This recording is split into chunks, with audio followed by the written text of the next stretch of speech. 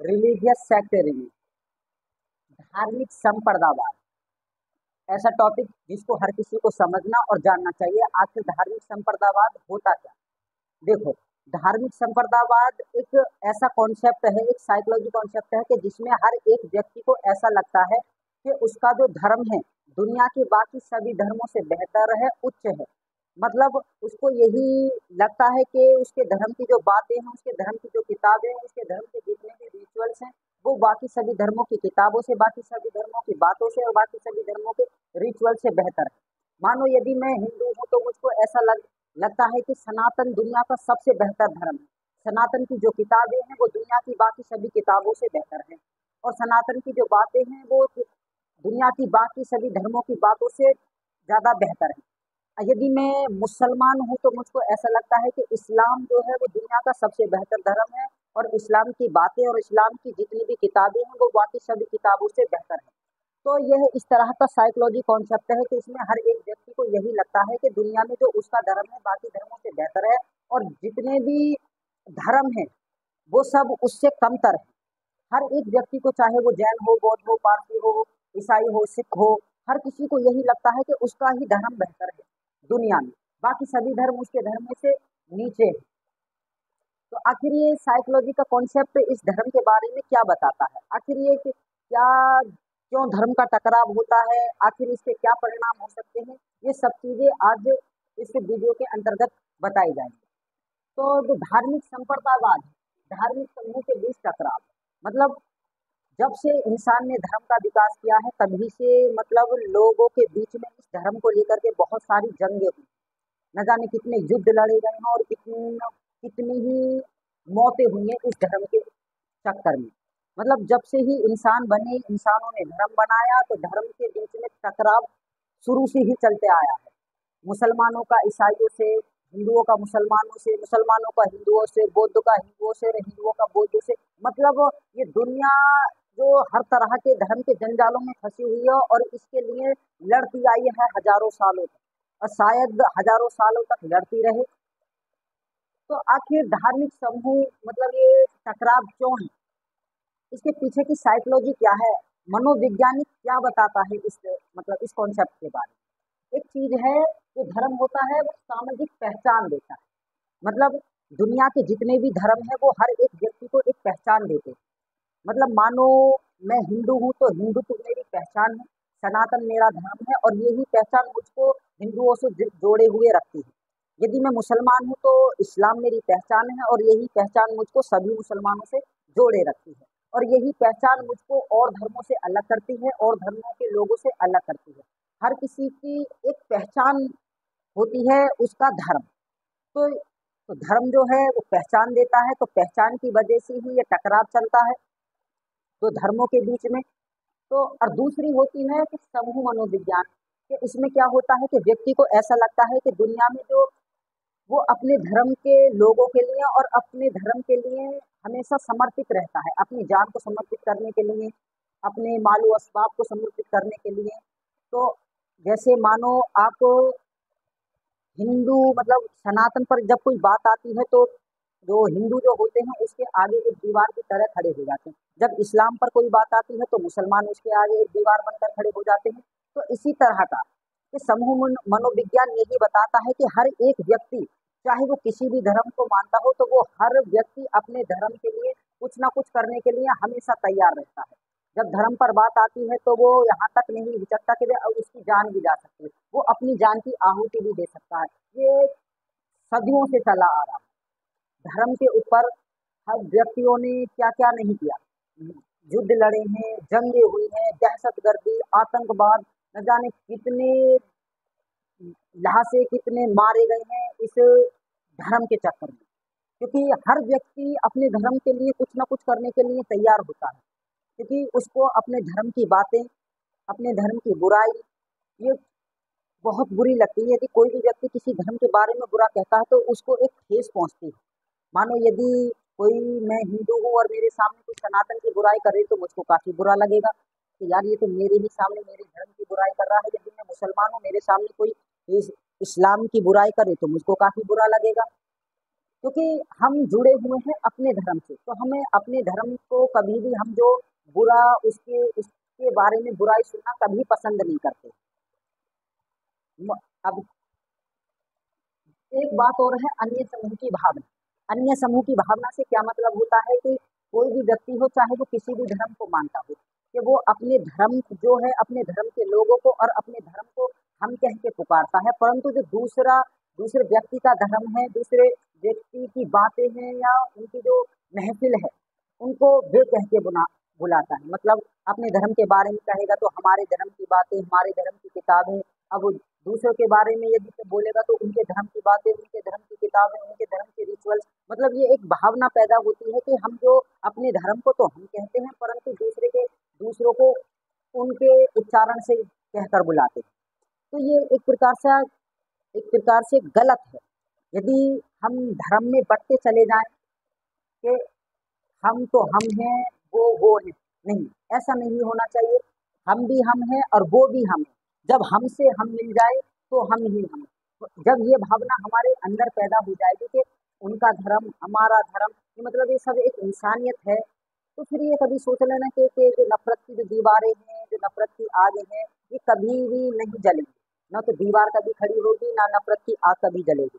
क्योंकि धर्म की आग जब फैलती है तो दुनिया की हर आग से वो कई गुना पावरफुल और कई गुना शक्तिशाली होती है।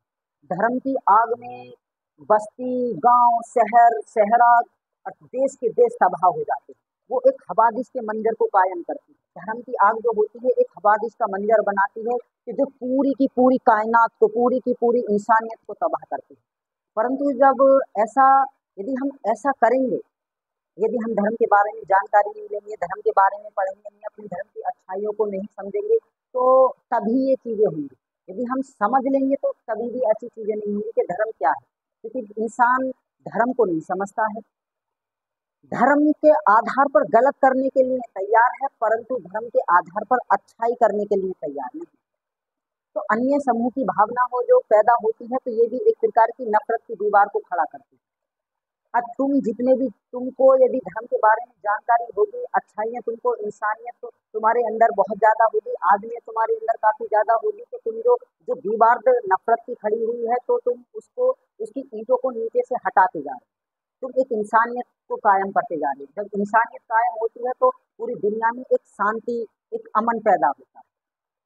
तो कभी भी हमारे अंदर धर्म को लेकर के हम, वे, उनके, ये सब चीज़ें नहीं आनी चाहिए। यदि ये सब चीज़ें आएँगी तो ये समझ लेना कि आप नफ़रत पैदा कर। अब इसको कम कैसे कर सकते हैं? आखिर कम करने के सुझाव क्या हैं? पहला है अन्य धर्मों के बारे में ज्ञान।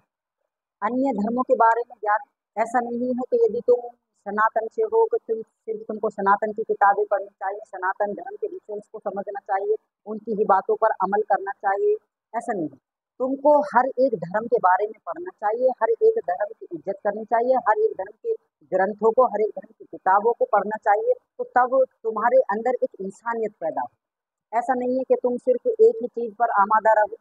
हर एक धर्म के बारे में जानकारी, और ये चीज़ें देखो कि हमारे धर्म में कौन-सी चीज़ सेम है, उनके धर्म में कौन-सी चीज़ सेम है, तो जो चीज़ें दोनों धर्मों में सेम है, उनको लोगों के आगे लाओ कि भई आपके धर्म में ये चीज़ और हमारे धर्म में ये चीज़ दोनों सेम है। तो इसका मतलब है ना तो आप अलग हैं, ना हम अलग हैं।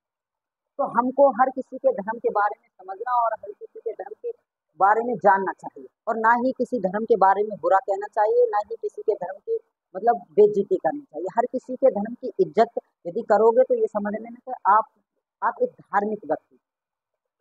यदि आप किसी धर्म की इज्जत नहीं करते हो, किसी के धर्म को भला या बुरा कहते हो, तो ये समझ लेना कि आप एक धार्मिक व्यक्ति नहीं, आप एक अधर्मी व्यक्ति हैं।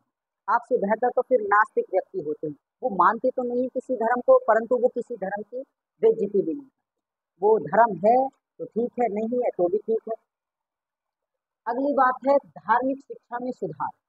धार्मिक शिक्षा में सुधार से मतलब है कि हर एक धर्म को जानने वाला जो अपने धर्म की बातों को बताता हो, चाहे वो संत हो, पीर हो, फकीर हो, पंडित हो, मौलाना हो, तो उसको ऐसी बातें बतानी चाहिए कि जो इंसानियत के दायरे में हो, आदमियत के दायरे में हो, मोहब्बत की बातें हो, प्यार की बातें हो, ना तो न जलन हो उन बातों में, ना उन बातों में रस हो, ना उन बातों में नफरत हो। यदि ये चीजें बताई जाएंगी, मोहब्बत वाली बातें बताई जाएंगी, तो इससे क्या होगा कि हर एक धर्म के व्यक्ति में एक मोहब्बत कायम होगी, एक मोहब्बत की दीवार कायम होगी। नफरत की दीवार कायम नहीं होगी, मोहब्बत की दीवार कायम होगी। और जब जब किसी भी देश में मोहब्बत की दीवार कायम होती है, तो ये समझ लेना वो जो देश जो है वो ओज सुरैया की बुलंदियों तक पहुंचे। और जब जब किसी देश ने धर्म के नाम पर राजनीति और धर्म के नाम पर बहुत ज्यादा दंगा फसाद दहशतगर्दी करी है, तो वो धर्म हमेशा नीचे गया। तो धर्म के नाम पर यही है कि जो धार्मिक बातें बताने वाले होते हैं, उनको कभी भी कट्टरता वाली बातें नहीं बतानी चाहिए। ये नहीं कहना चाहिए कि भाई तुम तो मुसलमान हो, तुमको हिंदुओं को मारना चाहिए, कि तुम हिंदू हो, तुमको मुसलमानों को मारना चाहिए। ऐसी बातें ऐसी बातें जो कहते हैं तुम्हारे सामने, तो उनको आपका हक है कि आप उनको समझाओ। अब ये नहीं है कि भाई कोई आकर तुमसे ये कहे भाई मैं हिंदू हूँ, मैंने 50 मुसलमानों को मारा था, तुम्हारा ये फर्ज है कि तुमको 100 मुसलमानों को मारना है। कि भाई मैं मुसलमान हूँ, मैंने 50 हिंदुओं को मारा था, तुम्हारा भी फर्ज है कि तुम आगे चलकर 100 हिंदुओं को मारो। तो ये तो एक प्रकार की गलत भावना है कि जो जो जिसने गलत किया है कि हम भी गलत करें। नहीं, ऐसा नहीं है। आप उनसे कहो कि मैंने एक हिंदू को बचाया है और मैं ये चाहता हूँ कि मैं आगे चलकर भी 50 हिंदुओं को बचाऊं। मैंने एक मुसलमान को बचाया है, मैं आगे चलकर भी 50 मुसलमानों को बचाऊं। तो ये भावना हमारे अंदर होनी चाहिए, ना कि नफरत वाली भावना। तो धार्मिक शिक्षा में सुधार तभी होगा जब हम धर्म की अच्छी अच्छी बातों को बताएंगे। धर्म के ईमानदारी, दया, प्यार, मोहब्बत, मदद, इन सब चीजों को जब हम आगे रखेंगे, तो ये समझ लेना कि आप एक धार्मिक व्यक्ति। इंसान कभी भी गलत नहीं होता, परंतु जब भीड़ भीड़ के दायरे में चलता है, तो वो भीड़ के रंग में रंग जाता है। मानो एक भीड़ जा रही है, नारे लग रहे हैं कि भाई कि मस्जिद को जलाया जाए, मस्जिद को जलाया जाए। अब तुम भी उसके रंग में रंग जाते हो, भीड़ के रंग में, ना भाई चलो भाई मस्जिद को जलाएंगे, आखिर ये हमारे धर्म से हमारा धार्मिक स्थल थोड़ी है, इसको जलाने में हमको क्या है। परंतु जब आप अकेले होते हो, आप सोच कर देखो कि यार मैं जो ये कह रहा हूँ कि मस्जिद को जलाना चाहिए, क्या ये सही है। कतई भी आपके मन में कभी विचार उठेगा नहीं कि मस्जिद को जला करके मुझे कुछ नहीं लगा। या फिर आप मुसलमान हो, तो मुसलमानों की भीड़ जा रही है कि मंदिरों की मूर्तियों को तोड़ा जाए, ये हमारे धार्मिक स्थल नहीं है, ये हमारी इबादत गाह नहीं है। तो आप भी भीड़ के रंग में रंग जाते हो। परंतु कभी अकेले सोच कर ये देखो कि आखिर मुझको मंदिर तोड़कर मिलेगा क्या। क्या मुझसे वो खुदा या भगवान या ईश्वर खुश होगा कि तुमने मंदिर तोड़ी थी, कि तुमने बहुत खुश किया, कि तुमने मस्जिद जलाई थी, कि तुमने बहुत अच्छा किया। तो ऐसा जो भीड़ जो होती है वो तुमको अपने रंग में रंग देती है। तो भीड़ के रंग में मत रंगो, भीड़ से अलग होकर दो।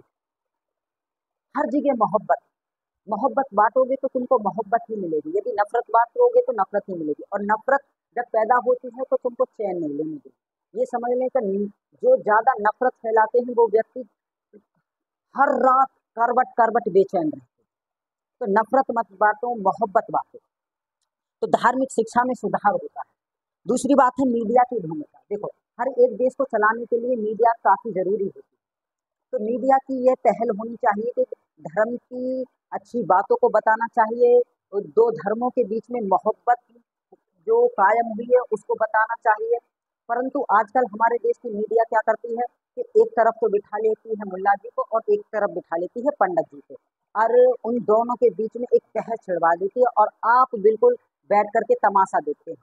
इनके मुल्ला जी भी गरम, इनके पंडित जी भी गरम, और चल रहा है मामला धुआंधार, बहस हो रही है और पब्लिक मजे ले रही है, और इससे नफरत पैदा हो रही है।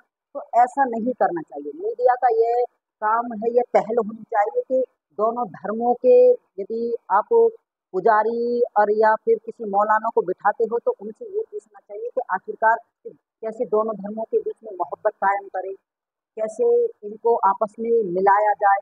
ये सब चीज़ों के बारे में बताना चाहिए, ना कि ये बताना चाहिए कि आपके धर्म में ये गलत है, आपके धर्म में वो गलत है, आप ये करते हो, आपका धर्म वो करता है। यदि ये चीज़ें बताओगे तो आप क्या दिखा रहे हो कि आप देश को दिखा रहे हो कि एक नफ़रत दिखा रहे हो देश को। और जब नफ़रत पब्लिक देखेगी तो वो नफ़रत उसके ज़हन में बढ़ जाएगी, फिर नफ़रत की आग वो ऐसे ही फैलाए।